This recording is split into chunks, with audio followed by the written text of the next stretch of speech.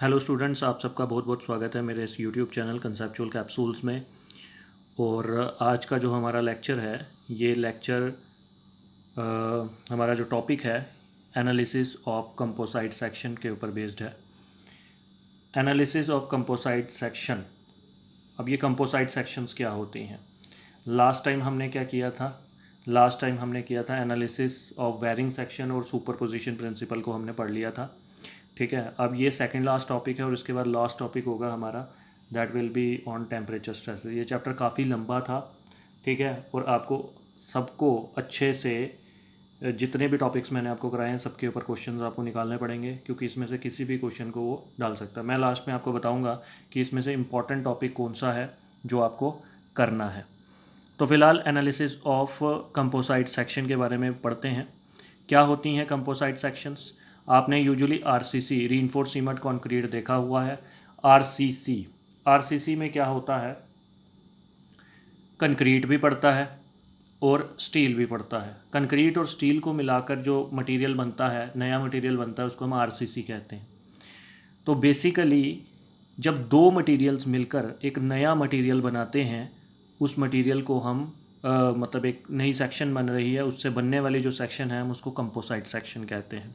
तो आप डेफिनेशन को ध्यान से देख लो। डेफिनेशन क्या है? When a body is made up of more than one material, it is called a composite or compound section. Example RCC. Column is composite section in which two materials concrete and steel are used. तो definition हमें बता रही है कि जब दो material या दो से ज़्यादा मटेरियल जो हैं वो मिलते हैं और मिलकर एक सेक्शन बनाते हैं, उसको हम कंपोसाइट या कंपाउंड सेक्शन कहते हैं। आरसीसी की उसने एग्जांपल दी है जो हमने डिस्कस कर ली है।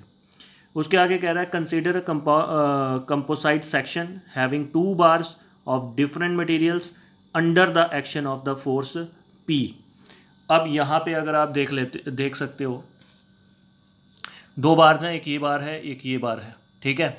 और इसको हम फर्स्ट बार बोल लेते हैं, इसको हमने सेकंड बताया हुआ है, और इसके नीचे एक लोड है जो लोड पी एक्ट कर रहा है। अगर आप ऊपर देखो तो ऊपर एक सीलिंग है जहाँ से ये दोनों नीचे की तरफ हैंग हैं, ठीक है, लटके हुए हैं, और इनके साथ एक लोड लगा हुआ है, लोड पी। आगे बढ़ते हैं। यहाँ से यहाँ तक का जो डिस्टेंस है, दोनों का डिस्टेंस जो है वो एल है, यानी लेंथ एल है। आगे बढ़ते हैं। तो ये कह रहा है हमने ये देख ली इसकी डायग्राम। अब आगे बढ़ते हैं। द एक्सटेंशन और the contraction in each bar is equal. तो ये कह रहा है एक्सटेंशन ले लो या कॉन्ट्रैक्शन ले लो, दोनों बार्स में बराबर ही होगी। यानी लोड जो नीचे से पड़ रहा है, जब लोड इसको नीचे की तरफ खींचेगा, लोड पी नीचे की तरफ जब इसको खींचेगा तो दोनों में अगर एक्सटेंशन होगी तो बराबर होगी। अगर ये अंदर की तरफ पुल लग रहा होता तो दोनों में कंट्रैक्शन बराबर ही होती, ठीक है। तो जो भी होगा दोनों में बराबर होगा, क्योंकि लोड जो है वो बराबर एक्ट कर रहा है। Contraction in each bar is equal, hence strain produced in each bar will be equal. इसका मतलब जो स्ट्रेन दोनों के बीच में पैदा होगी वो भी बराबर की ही पैदा होगी, ठीक है। That is original length of each bar is same. तो ओरिजिनल लेंथ जो है दोनों बार की सेम है, इसलिए स्ट्रेन भी दोनों में बराबर ही पैदा होगी। स्ट्रेन होगी डिफॉर्मेशन पर यूनिट लेंथ, यानी हर एक यूनिट लेंथ पे कितनी डिफॉर्मेशन अक्कर होगी, ठीक है। और इसने, हाँ, यहाँ पे दिया हुआ है इसने E1, ये स्मॉल, आपको पता है E1 किसको, स्मॉल ई हम बोलते हैं स्ट्रेन को। तो जो पहली सेक्शन है उसकी स्ट्रेन जो है वो दूसरी सेक्शन की स्ट्रेन के बराबर होगी, दोनों में स्ट्रेन बराबर होगी क्योंकि लेंथ दोनों की बराबर है, ठीक है।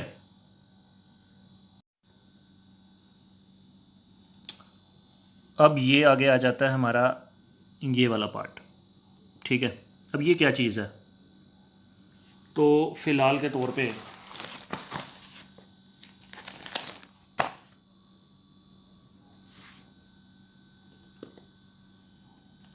हुक्स लॉ आप सबने पढ़ा था पीछे, ठीक है। हुक्स लॉ आप सबने पढ़ा था, और हुक्स का लॉ क्या कहता है आप सभी को पता है कि स्ट्रेस जो है वो डायरेक्टली प्रोपोर्शनल है स्ट्रेन के, ठीक है। ये मैंने पहले भी पढ़ाया था, थोड़ा सा रिवाइज करवा रहा हूँ आपको ताकि यहाँ पे पता लग जाए। स्ट्रेस जो होती है इसको मैं सिग्मा के साथ डिनोट करता हूँ। स्ट्रेन को मैं ई के साथ डिनोट करता हूँ, मॉडुलस ऑफ इलास्टिसिटी, स्ट्रेन को हम ई के साथ डिनोट करते हैं। अब स्ट्रेस जो है ये बराबर है ई टाइम्स स्मॉल ई। ई क्या हो गया? ई आपका आ गया मॉडुलस ऑफ इलास्टिसिटी, ठीक है। ई आ गया मॉडुलस ऑफ इलास्टिसिटी, एक कांस्टेंट है, मतलब मैंने प्रोपोर्शनलिटी के साइन को हटाया, इक्वल टू लगाया और साथ में मॉडुलस ऑफ इलास्टिसिटी का साइन ई लगा दिया, ठीक है। मॉडुलस ऑफ इलास्टिसिटी एक नंबर होता है जो बताता है किसी मटेरियल में कितनी इलास्टिसिटी है। तो अब यहाँ पे दो अलग अलग मटेरियल हैं तो दोनों की मॉडुलस ऑफ इलास्टिसिटी अलग से दी होगी आपको क्वेश्चन के अंदर, और क्योंकि दो मॉडुलस ऑफ इलास्टिसिटी दी हुई हैं तो यहाँ से भी आप पहचान जाते हो कि क्वेश्चन जो है ये कंपोजिट सेक्शन का आपको दिया हुआ है। चलो आगे करते हैं इसको। अब अगर मेरे को ये निकालनी है, स्ट्रेन निकालनी है, तो strain will be equal to sigma upon E, ठीक है। तो स्ट्रेन की जगह पे हम सिग्मा अपॉन ई भी लिख सकते हैं, यानी stress divide by modulus of elasticity. लेकिन स्ट्रेस आपको उसी मटेरियल की लिखनी है और मॉडुलस ऑफ इलास्टिसिटी भी उसी मटेरियल की ही लिखनी है, तभी आपको उसी मटेरियल की स्ट्रेन मिल जाएगी, ठीक है। तो आगे बढ़ते हैं। तो ये आपको समझ आ गया। अब ये जहाँ पे मैंने जब आपको बताया था E1 is equal to E2, यानी स्ट्रेस जो यहाँ पे स्ट्रेन है वो बराबर है दूसरी वाली स्ट्रेन के, दोनों मटेरियल की स्ट्रेन्स बराबर हैं। तो इसका मतलब sigma 1 upon E1 sigma 2 upon E2 ये दोनों भी बराबर होंगे। The total external load on the composite section is equal to the sum of the load shared by each bar. अब दोनों ये जो सेक्शंस आपको नज़र आ रही हैं, क्योंकि दोनों सेक्शंस ने लोड उठाया हुआ है P, तो ये कह रहा है दोनों सेक्शंस, अब इस सेक्शन ने कितना उठाया होगा उसको हम P1 मान लेते हैं, इसके हिस्से में कितना आया उसको P2 मान लेते हैं। तो कह रहा है P1 प्लस P2 जो है वो टोटल P के बराबर है, यानी इसने कितना उठाया और इसने कितना उठाया, दोनों का सम कर दोगे तो ये टोटल P के बराबर है। यानी टोटल जो मैग्नीट्यूड है लोड का, जो इसने शेयर किया है जो इसने शेयर किया है, दोनों का सम कर दो तो ये P निकल जाएगा। अब आगे चलते हैं, क्योंकि ये लोड है, लोड हमारा होता है स्ट्रेस इनटू एरिया, तो P1 जो है हम लिख सकते हैं sigma 1 stress into area, P2 भी हमारा हो गया स्ट्रेस इनटू एरिया, ये तो आपको पता ही है।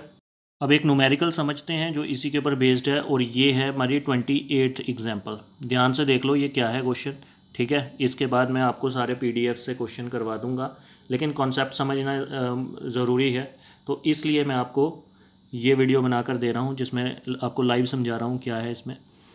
रीइंफोर्स्ड सीमेंट कंक्रीट RCC, ठीक है, एक reinforced cement concrete RCC column है, इज़ 400 mm इंटू 400 mm, ये 400 mm इंटू 400 mm की सेक्शन है।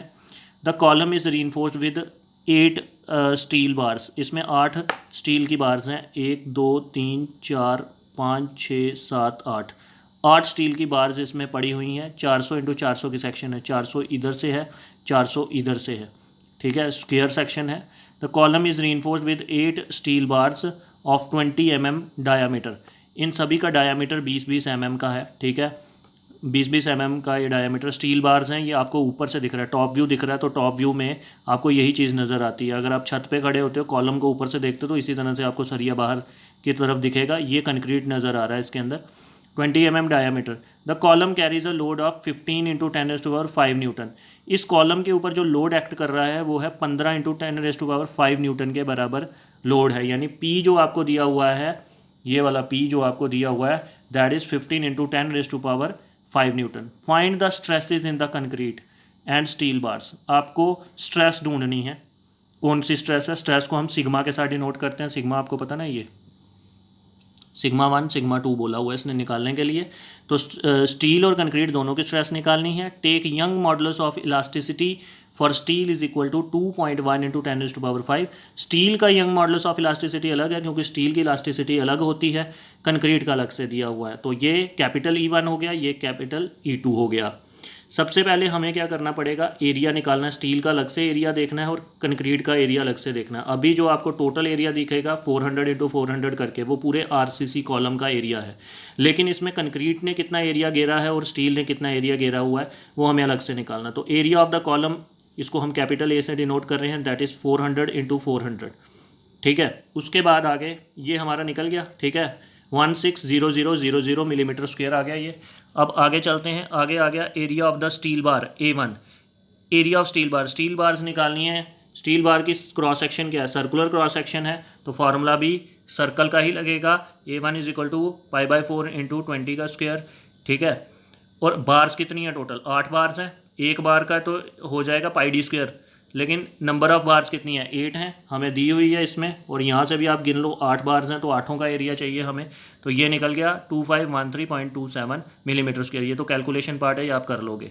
एरिया ऑफ द कंक्रीट, अब कंक्रीट का एरिया कितना है, कंक्रीट का एरिया निकालने के लिए कोई खास फार्मूला नहीं है, आप टोटल एरिया जो A1 है उसमें से स्टील का एरिया माइनस कर दो, ठीक है। तो टोटल एरिया आपके पास ये है, स्टील का एरिया अभी अभी हमने निकाला वो ये है, तो कैपिटल A में से A1 को माइनस कर दीजिए, आपको कंक्रीट का एरिया मिल जाएगा। तो इसमें से हमने इसको माइनस किया, ये हमारे पास निकल गया। Strain in the steel, steel में जो स्ट्रेन है वो बराबर है कंक्रीट की स्ट्रेन के बराबर, ये हमने यहाँ पे पढ़ा था कि स्टील की जो स्ट्रेन है कंक्रीट की स्ट्रेन के बराबर है, ठीक है, ये दिया हुआ है E1 is equal to E2। अब इसी फार्मूले को आपको यहाँ पे लिखना है, यानी स्ट्रेन का ही फार्मूला है ना, मैंने आपको बताया था σ1/E1 σ2/E2, तो ये वैल्यूज़ आप डाल लो, ठीक है। अब स्ट्रेस का फार्मूला आपको यहाँ पे लगाना पड़ेगा, ठीक है। स्ट्रेस वन निकालने के लिए आपको ये E1 को आप उधर ले जाओ, तो इसने वही किया हुआ है, यहाँ से E1 को σ2 के साथ मल्टीप्लाई कर दिया, E2 is equal to E1/E2, तो ये मल्टीप्लाई होने के बाद हमारा σ1 जो है ये इन टर्म्स ऑफ σ2 निकल जाएगा, तो इसने ये किया हुआ है 15 σ2 हमारा यहाँ से निकल गया, σ1 इन टर्म्स ऑफ σ2 निकल गया, σ1 जो है वो 15 टाइम्स σ2 है।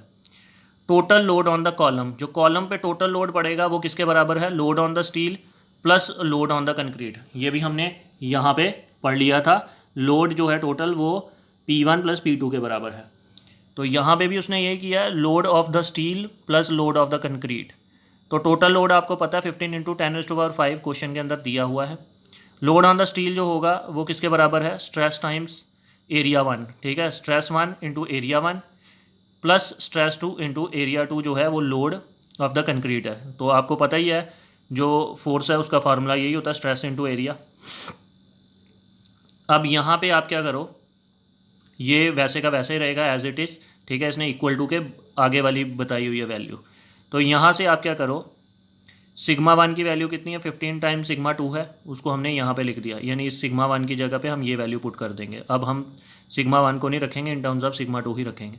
σ1 की जगह पे आपने लिख दिया 15 टाइम्स σ2, एरिया 1 आपने अभी ऊपर निकाला था, ये निकाला हुआ है आपने एरिया 1, तो इसको इसके साथ मल्टीप्लाई कर दिया, प्लस σ2 इंटू A2, σ2 जो है वो आपने एज इट इज़ रखो, और ये वैल्यू जो है A2 की वैल्यू यहाँ पे पुट कर दो, ठीक है। इसको मल्टीप्लाई करने के बाद अब इसमें भी A2 है, इसमें भी A2 है, A2 कॉमन है, दोनों को बाहर निकाल देते हैं, और अंदर इसको इसके साथ मल्टीप्लाई कर देना, 15 को इसके साथ मल्टीप्लाई किया, ये वैल्यू निकल जाएगी, ये वैल्यू एज इट इज़ वैसी रहेगी, दोनों को प्लस कर दो, σ2 को बाहर निकाल दो, ये इतना आ जाएगा टाइम्स σ2। दूसरी तरफ हमारा 15 इंटू 10⁵ था ही था, तो σ2 जो है उसको निकालने के लिए इसको डिवाइड कर दो इसके साथ, ठीक है, तो हमने इसको इसके साथ डिवाइड किया, ये हमारी स्ट्रेस निकल गई σ2 स्ट्रेस निकल गई। अब इसको हम पुट कर देंगे यहाँ पे, 15 टाइम्स 7.68 करिए, आपका σ1 भी निकल जाएगा, वही किया 15 टाइम्स σ2, क्योंकि σ1 हमारा 15 टाइम्स σ2 था, मल्टीप्लाई किया, हमारा ये भी निकल जाएगा। तो इस तरह से ये क्वेश्चन निकलते हैं जो हमारे बेस्ड होते हैं कंपोजिट सेक्शन पे। अब अगले क्वेश्चंस जो हैं वो मैं आपको PDF पे समझाऊंगा, यही मेथड होगा, आपको पहले ये क्वेश्चन निकालना है। अगर इस क्वेश्चन में कोई डाउट है आप मुझसे पूछ सकते हो, दोबारा इस वीडियो को देखो, ठीक है, तभी आप अगले क्वेश्चन निकाल पाओगे, क्योंकि उसमें मैं इतना डिटेल में नहीं समझा पाऊंगा, उसमें सिर्फ मेरे सामने PDF होगी और मैं क्वेश्चन को पढ़ के डिस्कस कर सकता हूं, ठीक है। अगले क्वेश्चन में डिस्कस करूंगा, अगर कोई नई चीज़ आती है तो फिर से मैं इसी तरह से आपको समझा दूंगा। Thank you very much for watching this video.